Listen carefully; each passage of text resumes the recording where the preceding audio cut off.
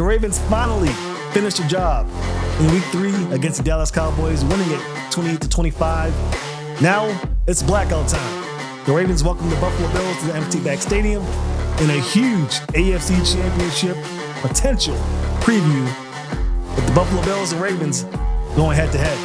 Welcome to Ravens Talk. I'm your host, Samuel Njoku. Again, we'll look back at that Cowboys game. We'll look ahead to the huge, pivotal matchup between the two MVP caliber quarterbacks, Lamar Jackson and Josh Allen. Talk about things that look to be in the Ravens' favor and some things that may be a challenge for Baltimore. But first, Ravens get the job done. And they do so in familiar fashion. We tried to get rid of Greg Roman, fans did, and they did. But more of the same, pounding the rock with Derrick Henry in a way in which we were unsure the Ravens could do with the play of this Centurion line. If you watched my show on YouTube, Pivotal Moments, you saw Daniel Falele and Patrick McCarry stepped up big time against the Cowboys defense that leaves a lot to be desired. But they get the job done. They do so in dominant fashion. Don't let that score fool you. The Ravens did win by, a field goal. But when it comes down to it, the Ravens dominated that game from start to almost finish. So what do we like about this? We mentioned it. The offensive line looks to be gelling at the right time, looks to be getting their act together. Listen, we've been talking about Daniel Falele for weeks, up until preseason, about how he was more molded into the shape of a tackle than a guard. His pace, his ability to react to stunts and double moves, whatever you want to call it, he was failing. Not so in Week 3. In Week 3, he wasn't the greatest. No, of course. And I don't think Daniel Falele, this year at least, will be, a Pro Bowl guard by any stretch of the imagination. But he does have positives, things that the Ravens use to their advantage. A lot of pulling of Daniel Falele and successful block attempts on pivotal downs, especially that last play of the game for Lamar Jackson, the last important play of the game, where Lamar Jackson was able to pick up that first down by running to the left side, and Daniel Falele ran from the right to the left and secured that block that Lamar Jackson needed to secure that first down and the victory for the Ravens. So Falele deserves his flowers, deserves his credit. And he received that from me in that episode. And a lot of fans have to give him his flowers, but we'll see. He'll need to build on this performance. Consistency is key in the National Football League. No flashes, no one-offs. You have to be able to do it for 4 quarters on a consistent basis in order to be a proven starter in this league. So we'll see. Daniel Falele took his first step. Will he take a second? We'll find out pretty soon. Of course, as the Ravens get ready to challenge the Buffalo Bills for, supremacy as one of the top teams in the NFL. The Ravens cannot afford to fall at 1-3, but we'll talk about that in a little bit. We'll focus on the Ravens-Cowboys game because there are things in this matchup that may rear its ugly head in the Bills game. And if it happens, it could be a long day. And then, of course, I'm talking about the defense of the Ravens. The defense played pretty good for 3 quarters. You can even call it 3.5 quarters. But for whatever reason, the Ravens defense continues to falter on crunch time when it's time to finish, when it's time to close it out. They go conservative. And the Ravens don't handle conservative very well, it seems, as the Cowboys were able to pick up 2 scores. Of course, an onside kick that Zay Flowers missed helped the Cowboys get back in the swing of things. But all in all, the defense needs to improve. And with the Josh Allen-led Bills team coming to town, they can ill afford mistakes in which they had in Week 3 and Week 2 even. Week 1, you can make a case for it with the blown coverage. But for the most part, the Week 2 and Week 3 games have shown me that the Ravens have had an inability of closing games out. There are things I liked from the defense. Kyle Hamilton, we stressed about this last week. Zachary Orr seems to be finding a way to get him working the line of scrimmage, disguising blitzes, getting him involved. He could be in the middle of the field. He could be that lengthy 6'4" defensive nightmare, but he also possesses amazing skills at the line of scrimmage, and being able to disrupt plays at the line of scrimmage, something that the Ravens saw for themselves against the Raiders, is something that they can ill afford to let slip away. So good job by Zachary Orr to get Kyle Hamilton involved, and you saw the fruits of their labor in the early going to that contest. Other than that, not much to really speak of. Again, the Cowboys have a pretty terrible run defense, and For all things considered, the Ravens took advantage of it. Will the Ravens be able to take advantage of it on Sunday night against the Bills? We'll talk about it. Before we get into that, there is one more portion of this game that we must discuss, and that's Justin Tucker. It looks like Justin Tucker has a technique issue. That's what John Harbaugh called it. I don't know about that. I think it is more so a technique issue. Maybe it's getting into his head. It's not the power. Now, the power is there. He's able to get it there. Brandon Aubrey, another guy who has the power. He just has to happen to have the accuracy as well. Something Justin Tucker once had, but has seemed to have lost it going back as early as late last season. I mean, you can make a case that this has been 2 years in the making, but Justin Tucker is going to need to get his act together. These games are going to get closer and closer for the Ravens. Guys like the Bills are coming up. You have the Bengals who don't have a win, but have a potent offense, and you may need to have a shootout with those teams, and it may come down to the leg of Justin Tucker. And do you have the confidence for Justin Tucker to go out there and make a game-winning field goal from 50-plus yards? It's hard to say. It's hard to say yes. That's for sure. He hasn't been very successful in doing so. Maybe he gets his act together. It seems that Justin Tucker understands what the issue is, and they're looking to rectify it. So hopefully the Ravens get that well put together before the late season critical games come up, and you're hoping for a Justin Tucker field goal that just isn't there. When we come back, we'll talk about that blackout game. Ravens, Bills, Sunday Night Football. If you're a Ravens fan, you know how the Ravens do it at M&T Bank Stadium when it's prime time, and Lamar Jackson shines on primetime television. Very intriguing contest between two teams looking to make a statement in the National Football League in Week 4. When we come back, we'll talk about that matchup next on Ravens Talk.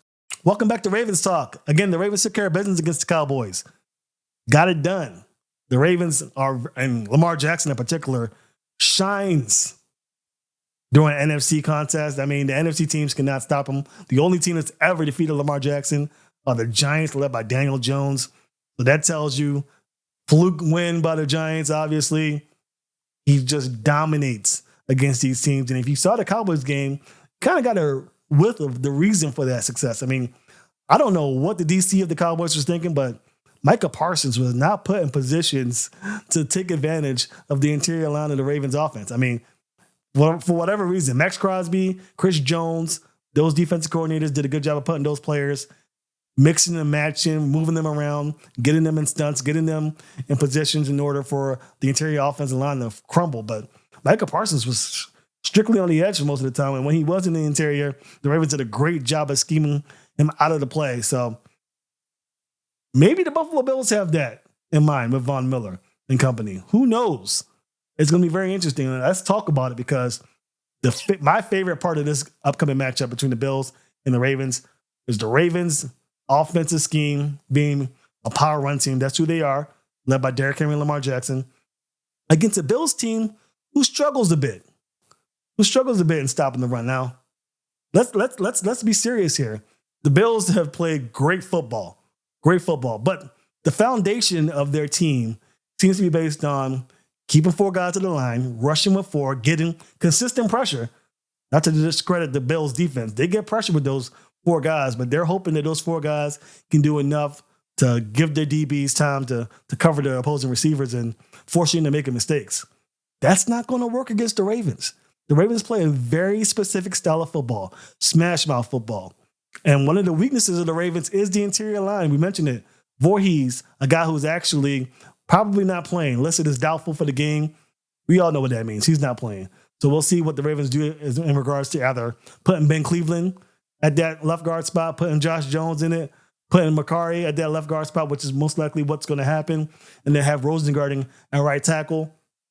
Whatever the situation is, the Ravens still have issues with their line.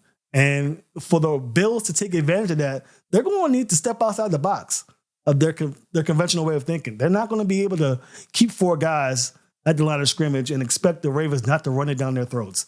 Even if you keep a heavy box formation, the way that the Bills are going to have to play it to make sure that Lamar Jackson's not the one killing them, they're going to have to blitz. And the Bills are dead last when it comes to their blitz rate. They don't like to blitz. They don't need to blitz. I mean, look at the success they've had so far this year with Josh Allen and this defense. So they haven't had the need to blitz. They need to blitz in this game, something the Bills have not done. And to have them move away from their tendencies is a tough ask, especially against an offense like the Ravens. So If the Bills are smart at all, they're going to have 5 or 6 guys at the line of scrimmage and masking what their blitzes are, blitzing on a consistent basis. They don't have to blitz every down, but enough to have the offensive line thinking, because if you're going to keep Von Miller and on the line and expect him to just bull rush past Voorhees, who's not playing, but Daniel Falele or Patrick McCarry or Rosengarten or whoever, that's not going to work. The Ravens have shown that they have the tools capable enough to either scheme away from a premier player or just bull rush him over, which is what they did against Michael Parsons in week 3. So the Bills' game plan has to be for them to be able to succeed. They need to be able to blitz effectively, mask their blitzes effectively, crowd the line of scrimmage effectively, and hope that their linebackers are good enough to cover these tight ends and receivers on 4 or 5 yard slants, dink and dunks there. That's the Ravens' MO. The Bills have not had success against those type of plays. The Bills haven't needed to have those types of success against those plays because Josh Allen has been so masterful as a QB that a lot of times these teams are 2 touchdowns behind, 10 points behind, and forcing these quarterbacks to have to throw further in order to get their teams back in this game. The Ravens don't have to play that game, at least early on. It's very simple. The Ravens have to run the ball. You dare them to stop you. If they do, Lamar Jackson has the arm and the legs to do damage against the defense. So I'm not sure how the Bills combat this. I think it's going to be a very tough day for the Bills defense. They're going to have to pretty much switch their way of thinking in this contest in order to get the job done.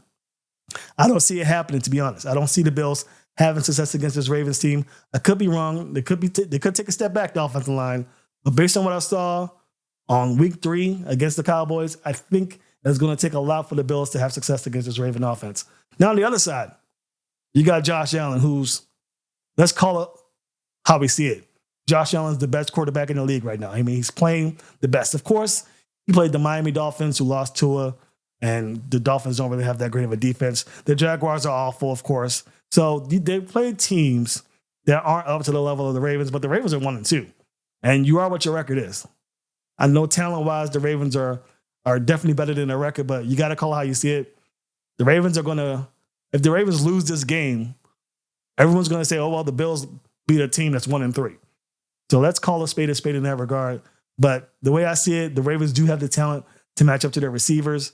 They don't really have any receivers that strike fear in which the Ravens had against CeeDee Lamb and Devontae Adams. So the Ravens defense can breathe a sigh of relief and play this game in regards to stopping Josh Allen. That should be primary target numero uno for Zachary Orr. Of course, Kincaid has had success, and they'll have bodies, I believe, to stop him. I think Kyle Hamilton will be a big part of that. Maybe the Ravens should think twice about having Kyle Hamilton solely on Kincaid. I still want to see him at the line of scrimmage. I still want to see him blitzing.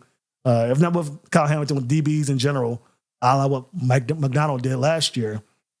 So I'm very interested to see what this defense does. A defense that has had trouble finishing games, that cannot afford the mistakes they do in the fourth quarter in their early going against Josh Allen. Because if Josh Allen's able to get a 2-touchdown lead, this game is likely over.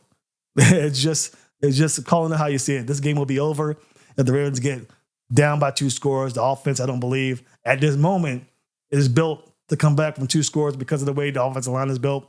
If the Ravens are down by 2 scores, the Bills are going to send the house, and it's going to be a tough outing for Lamar Jackson. So it's going to be very important for this defense to steadfast, to hold fast, to contain Josh Allen, something I'm sure they've talked about ad nauseum in practice. Jalen Armour-Davis is the only defender that's considered out for this game. He's not going to be playing. So they do have Nate Wiggins, who played great in week 3. He had some miscues, but for the most part, for a rookie, he played very well, had that fumble against CeeDee Lamb. So you have talent on the secondary. And if you ask me if the secondary of the Ravens is better than the offensive weapons of the Bills, I'll say absolutely. But the way Josh Allen is playing, you cannot discount that. You cannot discredit that. He has the tools, the skills to put this team up 2 scores quickly, very quickly. So they need to stay steadfast. They need to stay disciplined. They need to make sure they don't have any blown coverages, no misassignments, no type of misdirections that are going for 60 yards down the field because of their inability to read what the offense is trying to do. The Ravens play decent football on the secondary, on that side of the ball. it could be a big game for the Bills. I mean, for the Ravens, my apologies. It could be a big game for the Ravens. I think my player to watch, Odafe Oweh, David Ojabo, those two guys need to have a great day. We saw what the Bills are able to do, get consistent pass rush with only 4 guys. If the Ravens can get that going, with Calvin sometimes leading the charge with the blitzing, they can have success against Josh Allen. They can have it. Josh Allen, until proven otherwise, for me, this would be a big game for me, in my opinion. Can he not turn the football over? I mean, for 3 games, he hasn't. Has he learned his lesson? We'll find out. I'll be paying very close attention to how Josh Allen plays in this game, but it could go either way, in my opinion.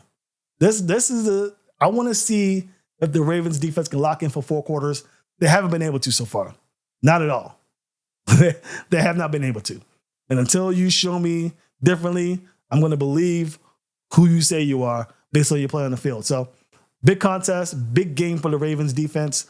When we come back, we'll close things out. We'll get my final predictions. I think we have a pretty good idea where I'm going with this, but we'll talk a little more about it before we close it out, as week 4 of the National Football League has all eyes centered on the Baltimore Ravens at M&T Bank Stadium for a blackout game. Love those games.